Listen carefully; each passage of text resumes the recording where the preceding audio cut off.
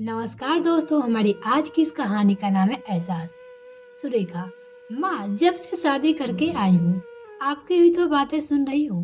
आप जैसा कहती है वैसा ही तो कर रही हूँ, फिर भी आप बार बार उन्हीं बातों को दोहराती हो। आप बोलते ही नहीं, थकती है शायद। मैं तो सुन सुन कर थक गई हूँ। रागिनी को काटो तो खून नहीं है, जैसे हो गई थी। उसने अपना मुंह बंद कर लिया, कुछ नहीं कहा। रसोई से बाहर आकर अपने कमरे में चली गई।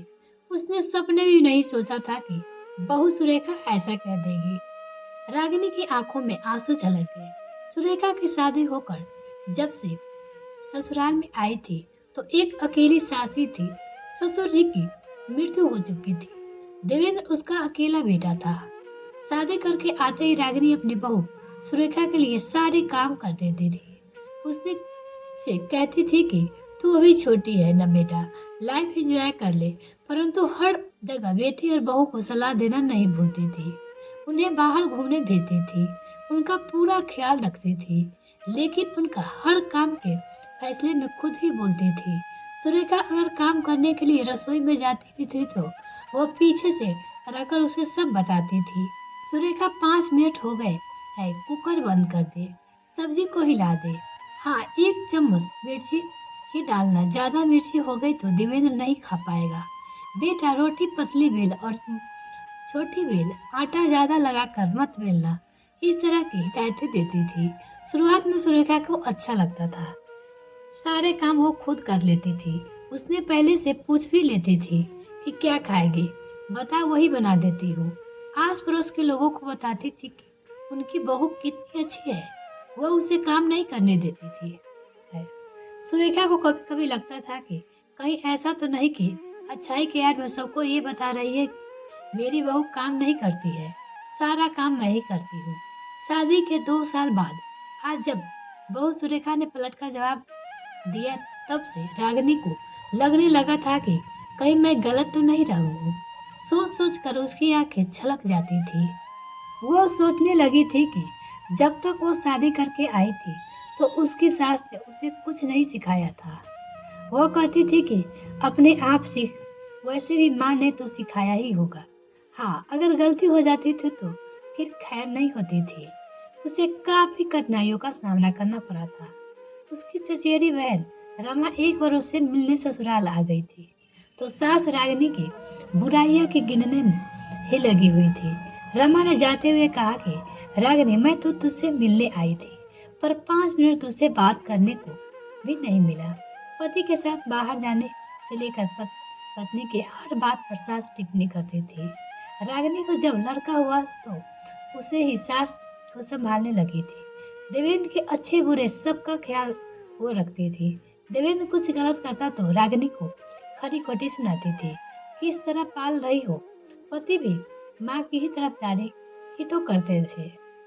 इस तरह उसने ससुराल में बहुत ही कष्ट सहे थे। देवेंद्र जब थोड़ा बड़ा हुआ था तो रागिनी की सास का देहांत हो गया था।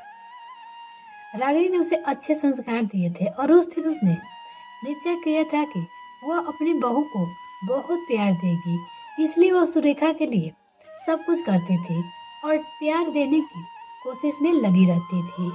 वह यह भूल गई थी कि ज्यादा प्यार देने की लालसा में उनके हर कार्य में हस्तक्षेप कर रही है, जिससे उसकी बहू और बेटे को सांस लेने में भी तकलीफ हो रही है। उसी समय फोन की घंटी बजी। रागिनी ने फोन उठाया तो रमा थी। रागिनी को उदास देख पूछा, बात क्या है रागिनी, कुछ हुआ है क्या? आज बहू की तारीफ नहीं करेगी? उसकी बातें को सुनकर रागिनी ने सुरेखा को बात बताई। तब रमा ने उसे समझाया कि जी आप कुछ ज्यादा ही उनके जीवन में हस्तक्षेप कर रही है। मेरे ख्याल से उन्हें भी अपना जीवन अपनी तरह से जीने का अधिकार है।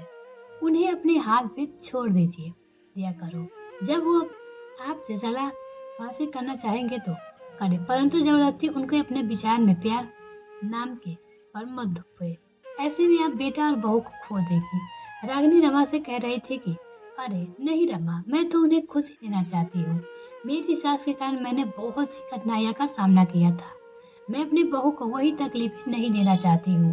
हाँ, मैं कुछ ज्यादा ही उनके जीवन में हस्तक्षेप करने लगी थी, इसलिए उन्हें गुस्सा आया होगा, इसलिए उस बेचारे ने मुझे ऐसा कह दिया है। तू सही कह रही है, आइंदा से उनके ऊपर मेरे विचार नहीं थोपेंगी। यह सब सुरेखा ने दरवाजे की ओट में खड़े होकर सुना। तब उसे लगा था कि सासू माँ क्यों इतना मेरे लिए करती है। उसका हृदय सासू माँ के सम्मान से भर गया था। उसे लगा कि इतनी अच्छे व्यक्ति की स्वाभिमान दिल में मैंने दुखाया है। उसे अपनी गलती का एहसास हो गया था। रागिनी जब फोन रखकर आई थी तो सुरेखा ने चाय बनाई और कहा, माँ आइए हम मिलकर चाय पीते हैं। दोनों जब चाय पी रहे थे तो रागिनी को गले लगा लिया। मैंने अपनी जिम्मेदारी अच्छे से निभाई है, अपनी बहू को पाल लिया, उसके हृदय को जीत लिया। बस उसकी आंखों में आंसू बहने लगे थे। सुरेखा ने सास को गले लगा लिया। सुरेखा को भी अपनी जिम्मेदारी का एहसास हो गया था। मिलते हैं फिर नेक्स्ट फ्रेंड, तब तक के लिए bye. Thanks for watching this video. तो अगर चैनल को अभी तक सब्सक्राइब नहीं किया तो प्लीज मेरे चैनल को जल्दी से सब्सक्राइब कीजिए।